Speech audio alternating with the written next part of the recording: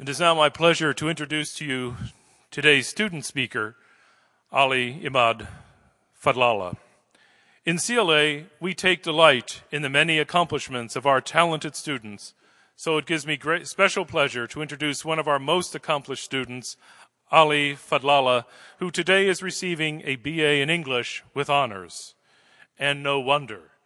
Ali has been as creative a student as he has been committed. He completed his senior thesis in Professor Jeffrey Sirk's seminar on hip-hop. He was board member of a spoken word arts coalition, Voices Merging, and performed at its open mic, an urban space where students and community members perform and enjoy talented rappers, poets, singers, musicians, dancers, actors, and visual artists. He is the editor of Alpha Phi Alpha Fraternity Sphinx magazine, the oldest African-American publication in the United States. Ali has made important contributions to the university community.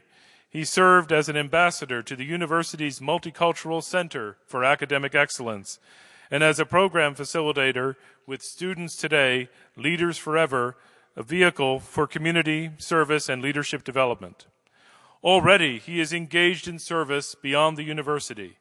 Last year, he spent the summer as an Everett Public Service Internship Program scholar, heading the outreach department for the Brooklyn Children's Museum. And this summer, he will be in southern Mississippi teaching high school math with Teach for America and beginning work towards his Master of Arts degree in teaching at Delta State University. Ladies and gentlemen, please give a warm welcome to this very accomplished graduate, Ali Fadlallah.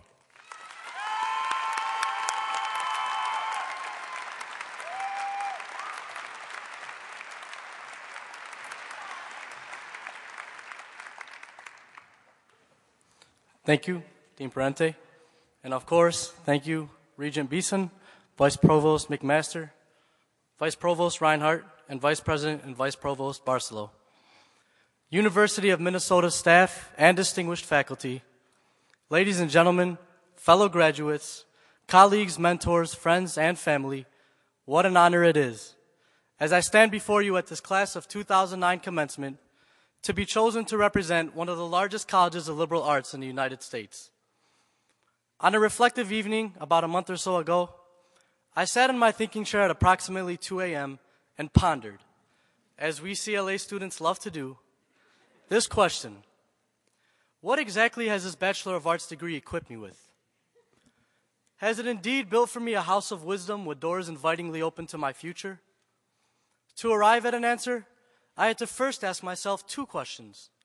1, is Mesa Pizza still open? And 2, what has obtaining this Bachelor of Arts from the University of Minnesota taught me? Minutes later, as I delved into a slice of macaroni and cheese pizza, the answer came.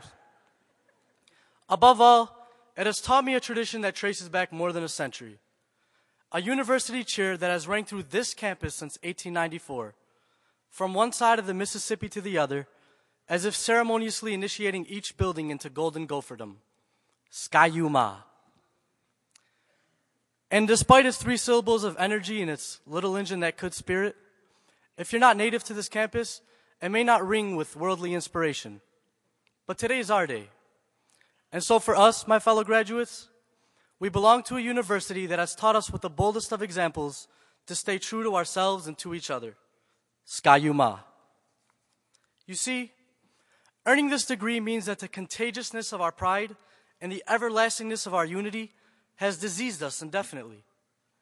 It has blinded us so that a cheer such as Skayuma can live on until today in our university rouser and Minnesota March song, can be the name of a university parking lot, can grace the cover page of an annual publication inaugurated by the Minnesota Daily this year to honor the class of 2009, and can stand as a staple of our individuality, Skayuma. After traveling on this historic journey, I'm back in my thinking chair, 3 a.m., asking myself, how?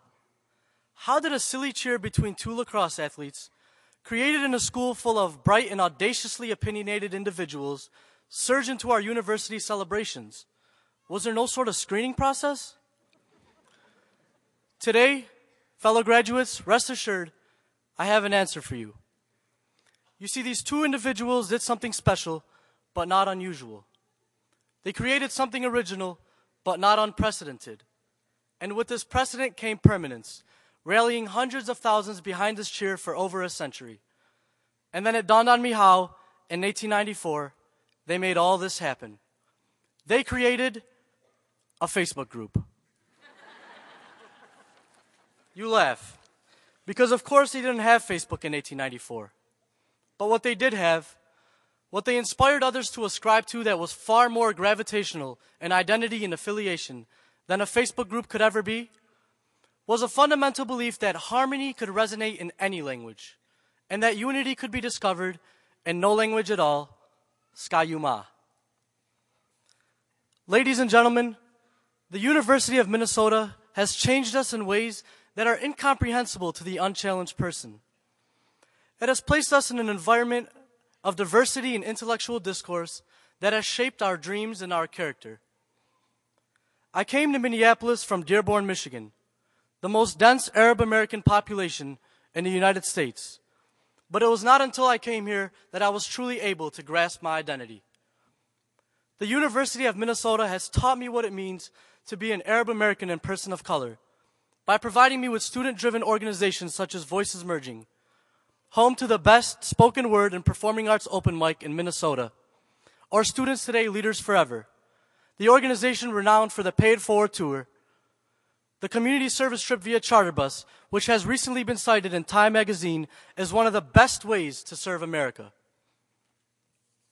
I think to the words of President Brunix when he addressed our university in 2005, and I quote, "True to our heritage, the university must continue to provide access and opportunity to people from less advantaged life circumstances and from diverse cultural backgrounds. We must also affirm our commitment to academic freedom and civil discourse. Within the academy, there is a place for disagreement and plurality of viewpoints, even those that may be unpopular. It is this inclusive individuality that is embedded in who we all are. And it is with these words in mind, words that have inspired experiences which taught us the true power of diversity, which made me believe that anything done together was possible, and that divisions based on race, religion, gender, or sexual orientation are merely a result of misunderstanding the unknown. With this same faith, despite the intolerance of sexual preference in some communities, including those of color, the Black Student Union of our university elected an openly gay man to their presidency last month, trading in the discernment of discrimination for the power of plurality. And with the same belief, my call... Thank you.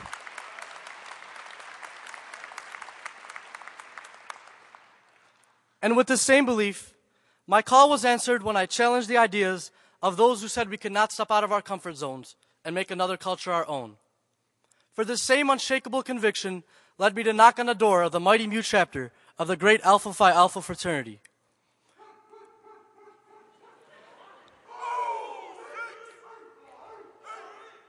The first ever intercollegiate African-American fraternity founded just 12 years after Skayuma. And with these same ideals, my knock was answered, uniting me in brotherhood with dynamic men in the likes of Dr. Martin Luther King Jr., W.E.B. Du Bois, Thurgood Marshall, and our very own Hubert H. Humphrey. But ladies and gentlemen, this is just my example. For we have all discovered paths here that have not only helped us to realize our own identities, but that have taught us to enrich our lives with the identities of others.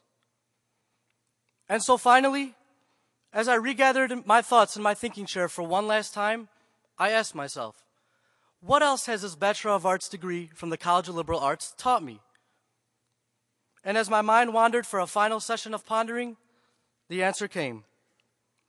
This degree has taught me that we've perfected the response to the question we have all heard at least twice. Oh, so what are you going to do with that major? Teach? Once upon a time, I was offended by the restricted perception inherent in this question.